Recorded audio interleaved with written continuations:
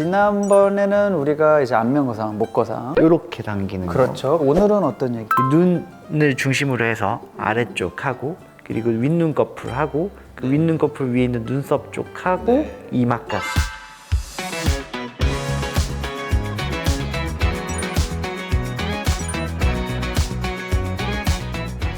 이쪽에 관련된 수술로는 이마를 조금 좁혀준다든지 아니면 위로 당겨준다든지 그래서 그런 이마 거상이 있을 거고요. 눈썹 아래쪽과 눈 사이 거리가 머신 분들이 있어요. 또 눈이 처졌거나. 그렇죠. 눈썹파 거상이라는 게 있을 거고요. 피부가 많이 늘어져서 겹쌍꺼풀이 생긴다든지 막 눈이 덮이기 시작하고 눈이 안 떠지시는 분들을 위한 상안검 수술도 있을 거고. 수술별로 어떤 사람한테 어떤 게 더 필요한 건지. 그렇죠. 이 수술이 이제 세 가지니까 헷갈리실 수 있잖아요. 네. 우리가 어쨌든 이 세 가지 수술 전부 다 눈 쪽 위쪽이 뭔가 무겁고 눈이 덮이는 느낌이 들고 좀 또렷하지 못할 때 처지는 느낌을 받을 때 하는 수술인데 눈썹 위쪽이 좀 많이 무거운 느낌이 들고 눈썹 위에서 뭔가 짓누르는 듯한 느낌이 있다든지 이마에 주름이 좀 많으신 분들은 당연히 이마 거상이 필요하신 분들일 거고. 이마가 당겨져야 되는 사람. 이렇게 쭉 당기면 주름도 펴지고 눈썹도 올라오고 여기 처진 것도 해결이 되죠. 눈썹파 거상 같은 경우는 눈썹과 눈 사이 거리가 많이 먼 분들, 거기에 피부가 많이 남아서 눈썹 아래를 잡고 올렸을 때 확 변하시는 분들. 상안검 같은 거로 해서 쌍꺼풀이 생기는 걸 싫어하시는 분들이 이제 이런 눈썹파 거상이 좋죠. 왜냐면 쌍꺼풀이 안 생기니까. 원래 없으셨던 분들이 상안검을 했을 때 제일 걱정하시는 게 쌍꺼풀 생기는 게 싫어서거든요. 상안검 같은 경우는 내가 가지고 있는 라인이 괜찮고 그거를 좀 더 또렷하게 한다던가, 그렇죠. 눈꺼풀에 남는 피부를 없애준다든지, 그리고 눈썹파 거상이 안 되는 분들, 잘라낼 피부가 눈썹 밑에는 없으신 분들은 사실 눈꺼풀에서 줄여줘야 되다 보니까 상안검 수술을 할 수밖에 없는 것도 있습니다.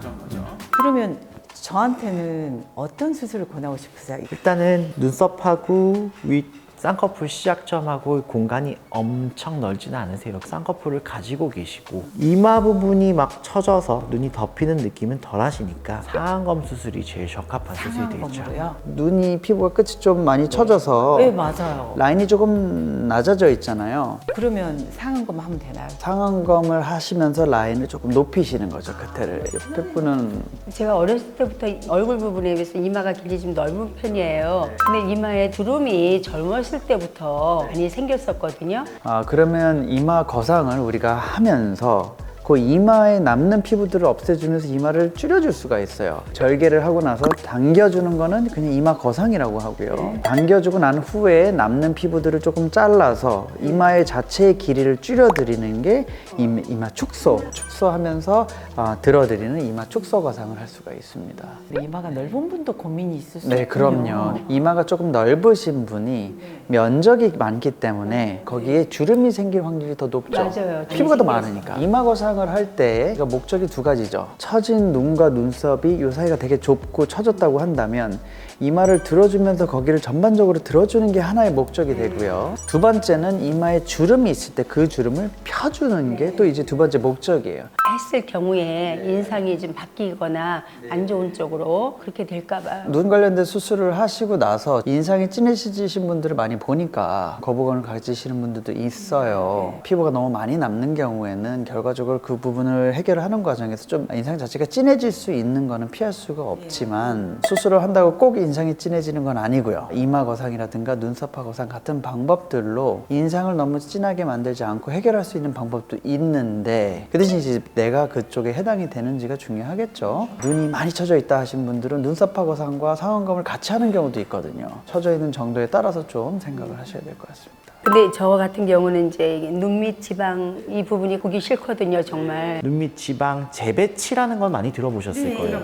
연예인분들도 재배치 정도는 많이 하셨죠. 그런 분들은 조금 더 젊었을 때 피부에 처짐이 없다 보니까 여기 안쪽으로만 절개를 흉을 숨겨서 눈 안쪽으로 해서 그렇죠. 경결만 결막으로 하는 수술이 있습니다. 평평하게 만들어주는 걸 할 수 있는데 불룩한 지방을 평평하게 배치해 주는군요. 눈을 이렇게 한번 잡아보세요. 잡으셨다가 탁 놓으면 얘가 바로 탁 돌아가시는 분들이 있고요. 천천히 돌아가는 아니면 분들이 잡혀 있으신 분도 있어요. 이렇게. 네, 맞아요. 그렇다는 얘기는 내 피부가 남는다는 거죠. 남는 피부는 절제도 해줘야 되고 안쪽에 있는 지방도 재배치하고 근육도 끌어올려서 걸어줘야 되고 소위 하안검 수술이라고 얘기를 하고요. 그게 하안검이군요. 아래쪽에 있는 안검이어서 하안검이죠. 예. 다만 경결막 재배치랑 다르게 눈 밑에 절개선이 들어갑니다. 근데 절개선을 속 쌍꺼풀 쪽에 붙여서 넣다 보니까 흉터에 대해서는 그렇게 고민할 수술은 아니어서요. 이제까지 많은 말씀을 해주셨는데요.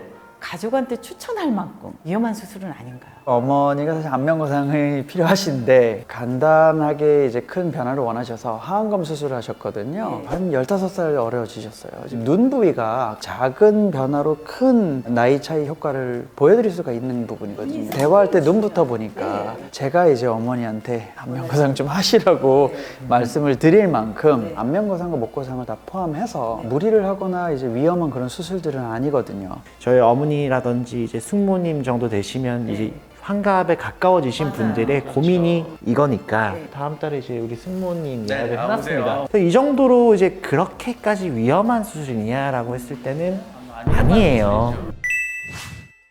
듣고 보니까 굉장히 겁을 먹었거든요.